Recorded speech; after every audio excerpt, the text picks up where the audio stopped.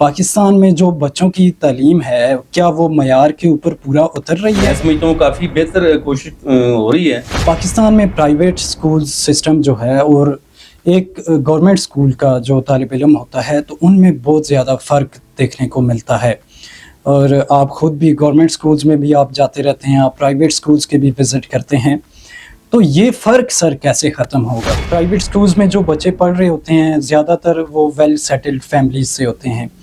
اب جو ہمارے گورنمنٹ کے اداروں میں بچے پڑھ رہے ہوتے ہیں وہ مڈل کلاس فیملیز سے ہوتے ہیں. اب یہاں پر وہ جو بچے ہوتے ہیں ان کی ویسی دلچسپی سکولز میں نظر نہیں آتی ہے جیسی کہ ایک پرائیویٹ سکول کے بچے میں نظر آتی ہے. تو یہاں پر سکولز کی تو ذمہ داریاں ہیں ہی ہیں اور پیرنٹس کی بھی ذمہ داریاں ہیں. تو آپ کیا کہنا چاہیں گے کہ ایک گورنمنٹ ادارے کا جو بچہ ہے اس کی سکول میں دلچسپی کیسے پیدا کی جائے؟ اس میں جو سمجھتا ہوں پچھلے زمانے سے بچوں کی پروٹیکشن پہ میری بات ہو رہی ہوتی ہے کہ یار آپ اس بچے کے لیے دلچسپی پیدا کریں وہاں پہ. کیسے پیدا کریں؟ بسم اللہ الرحمن الرحیم. السلام علیکم ناظرین, میں محمد نہیم NK نیوز کے اسٹوڈیو سے آپ کی خدمت میں حاضر ہوں. آج میرے ساتھ موجود ہیں انسانی حقوق کے علمبردار جناب محمد ادریس اوان ایڈوکیٹ صاحب. ادریس اوان ایڈوکیٹ صاحب نے اپنی زندگی کا ایک بڑا حصہ جو ہے وہ انسانوں کی خدمت کے لیے گزارا ہے. انسانی حقوق پر آپ نے بہت کام کیا ہے اور خاص کر بچوں اور خواتین کے حوالے سے آپ نے شہرت پائی ہے. ادریس اوان صاحب بہت بہت شکریہ, آج آپ NK نیوز کے اسٹوڈیو تشریف لائے ہیں. اور آج کا ناظرین ہمارا جو پروگرام ہے اس کا جو ٹائٹل ہے وہ یہ ہے کہ پاکستان میں بچوں کی تعلیم کے حوالے سے جو کام ہو رہا ہے وہ کیسا ہے. ادریس اوان صاحب, میرا جو پہلا سوال ہے آپ سے وہ یہی ہے کہ آپ کیا سمجھتے ہیں پاکستان میں جو بچوں کی تعلیم ہے کیا وہ معیار کے اوپر پورا اتر رہی ہے؟ بسم اللہ الرحمن الرحیم. بہت شکریہ نعیم اور بہت شکریہ NK نیوز, اور میں مبارکباد پیش کرتا ہوں پوری ٹیم کو کہ ایک اتنا اچھا چینل ہمارے ضلع ایبٹ آباد میں لانچ کیا آپ نے. اور نعیم, بہت اچھا سوال ہے آپ کا کہ جو تعلیمی معیار ہے پاکستان کے اندر بچوں کا وہ میں سمجھتا ہوں کافی بہتر کوشش ہو رہی ہے, لیکن اپ ٹو دا مارک ہم اسے نہیں کہہ سکتے فی الحال, چونکہ کافی زیادہ کام کرنے کی ضرورت ہے. اس میں ہمارے پاس ماشاءاللہ لاز بہت اچھے سے بن گئے, میکینزم بہت اچھے ہیں ہمارے پاس, لیکن کچھ کمیاں کوتاہیاں ہیں, کچھ سلیبس کے مسائل ہیں جی, کچھ گورنمنٹ سائٹ پہ کام کرنے کی ضرورت ہے.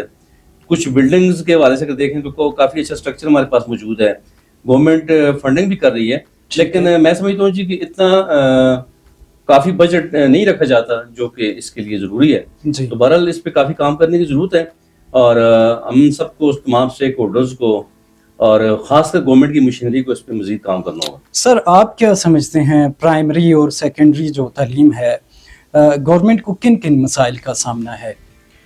دیکھیں, جو پرائمری لیول پہ جو بات ہے وہ بہت امپورٹنٹ ہے, چونکہ آپ پوری دنیا کو دیکھیں تو جو پرائمری سیکشن ہے جو بچے کا بالکل بنیادی سٹون ہے, جب بچہ کا رکھا جاتا ہے تو اس کی تعلیم کے حوالے سے وہ بہت امپورٹنٹ ہے.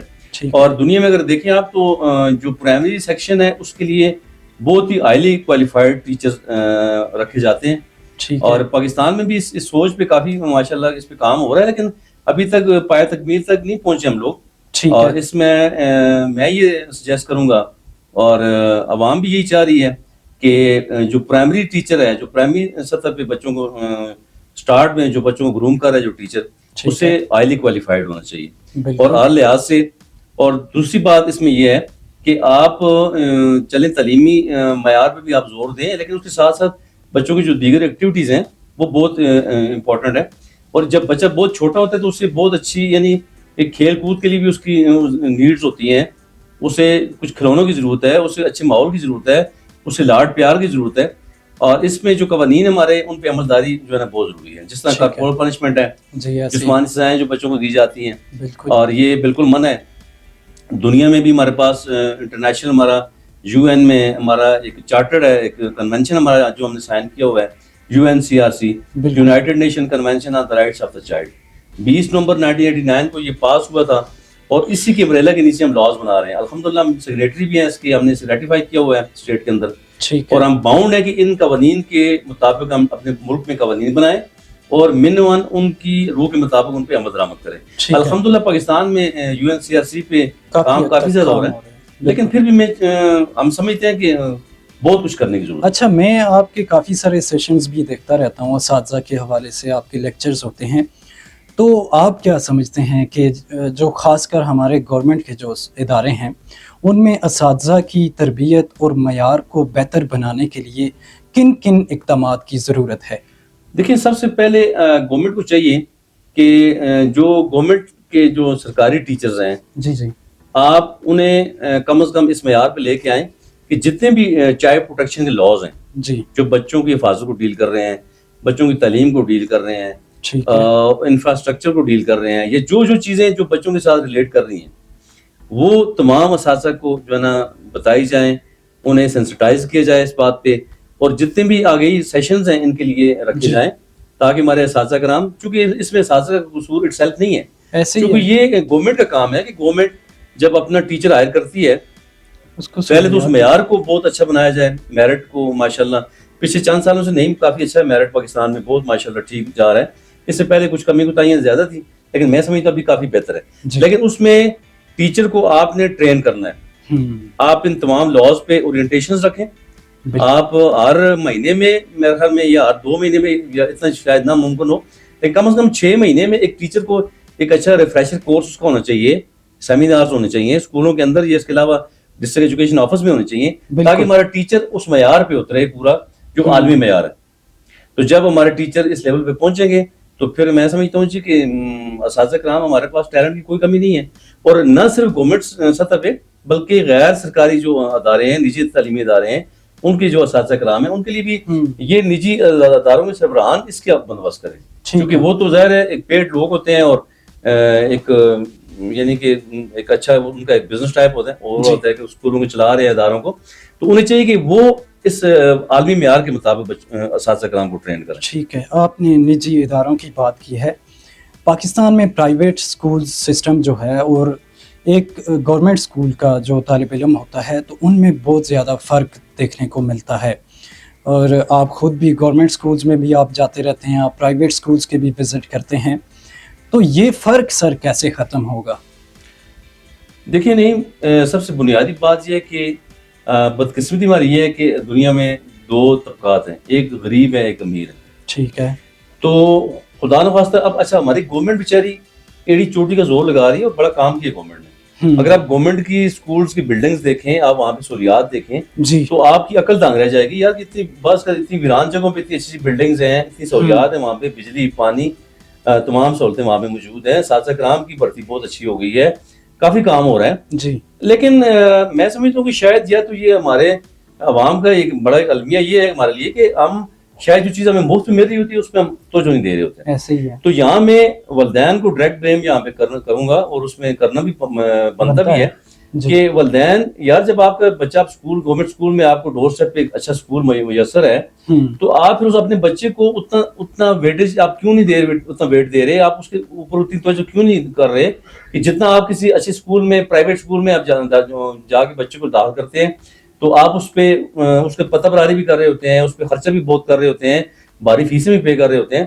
تو گورنمنٹ اسکول میں آپ کی تمام چیزیں بچت ہو رہی ہوتی ہے, تو آپ وہ توجہ وہ توانائی ہے اس بچے پہ کیوں نہیں لگا رہے, یہ والدین کا سب سے بڑا قصور ہے.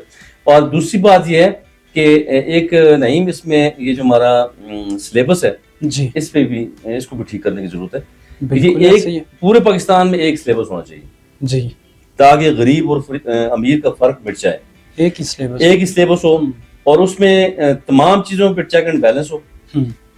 پیرنٹس کو چاہیے, خدا رہا میں ریکویسٹ کرتا ہوں تمام پیرنٹس سے کہ آپ جس طرح آپ نے کسی پرائیویٹ اسکول میں بچہ پیسے دے کے ڈالا ہوا ہے, جو گورنمنٹ میں آپ کا بچہ فری میں پڑھ رہا ہے اس پہ بھی آپ اتنی ہی توجہ دیں, بلکہ اس سے بھی بڑھ کے دیں, تاکہ آپ کا بچہ بہت اچھے انداز میں گروم کر جائے.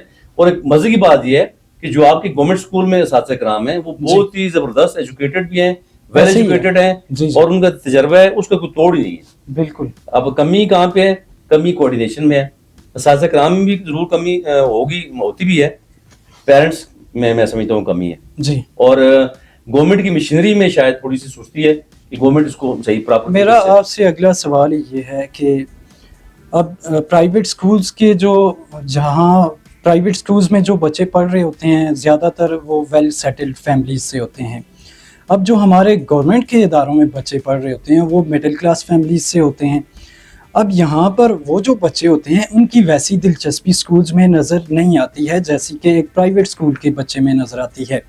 تو یہاں پر سکولز کی تو ذمہ داریاں ہیں ہی ہیں اور پیرنٹس کی بھی ذمہ داریاں ہیں.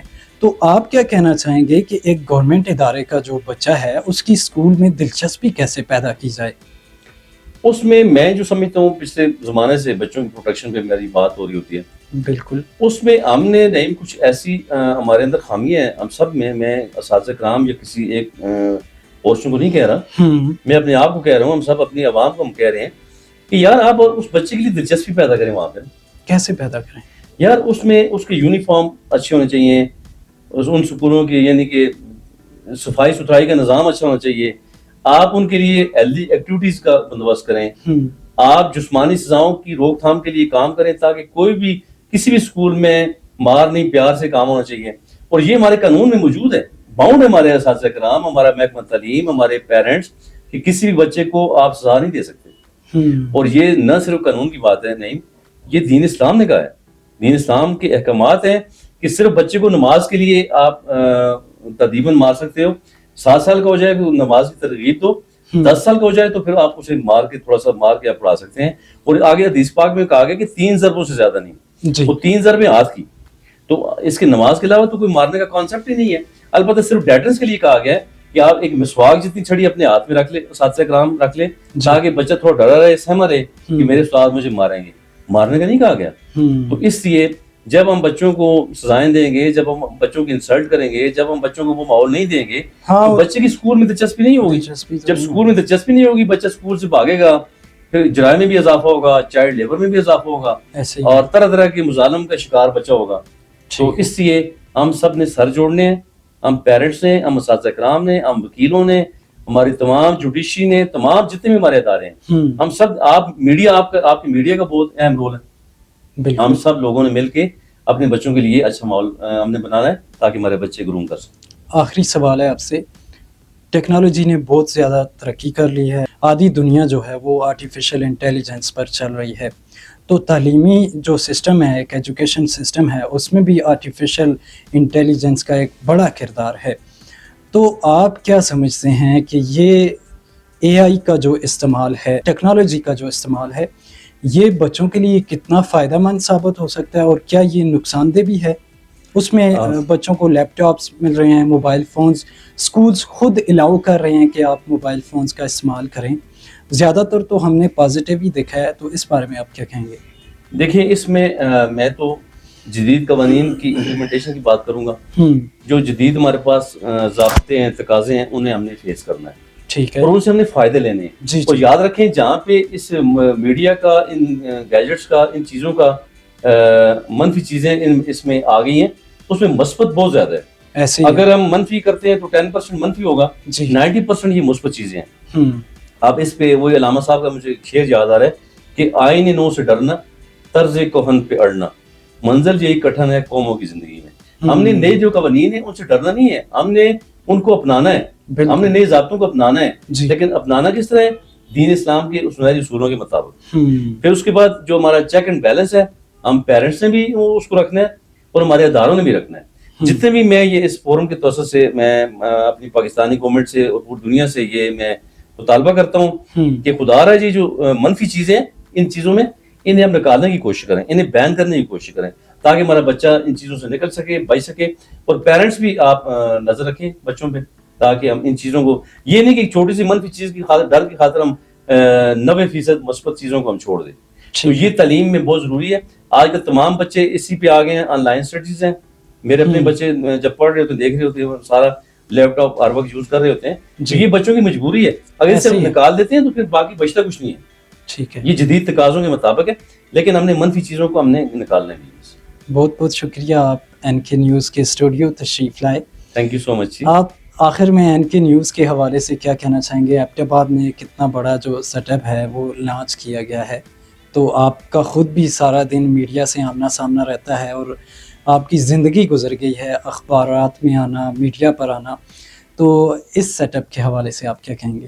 دیکھیں جی بڑی خوشی کی بات ہے اور ایک بہت زبردست پلیٹ فارم ہمیں میسر آ گیا ہے، لیکن اس سے میں پوری ٹیم کو یہی گزارش کروں گا، امید بھی کرتا ہوں کہ آپ اس کو پوری دنیا میں لے کے جائیں، انشاءاللہ آپ اس فورم کے توسط سے آپ مظلوموں کی آواز بنیں، آپ ظالموں کے گلوں پہ ہاتھ ڈالنے کی کوشش کریں اور بالکل میرٹ پہ چلیں انشاءاللہ تاکہ اس فورم کے توسط سے ہم نیکی کے کام کر سکیں.